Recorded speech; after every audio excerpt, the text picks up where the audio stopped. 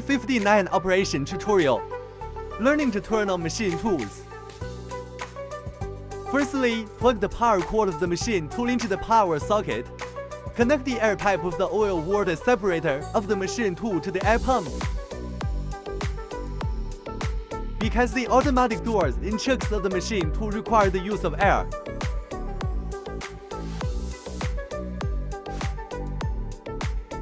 Then turn on the power switch of the machine tool.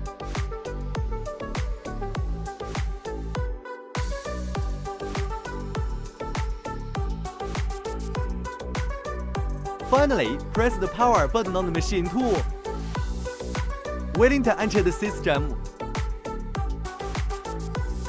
C59 machine tool startup tutorial ends. Tutorial on returning to 0 for X-axis and Z-axis. After entering the system, firstly, perform the 0 point of the machine tool. View the current X-axis and Z-axis positions of the screen machine tool. If it is currently at midnight, it is necessary to manually move the X-axis and Z-axis of the machine tool. After completing the previous step, the machine tool has just returned to 0. Press the 0 point button on the machine tool. The light on indicates that it has been pressed. Next, operate the X-axis and Z-axis directional buttons. The X-axis returns the 0 point by pressing the down arrow button.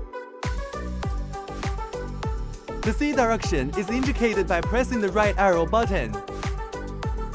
Press these two buttons until they return to 0. Two axes successfully return to 0.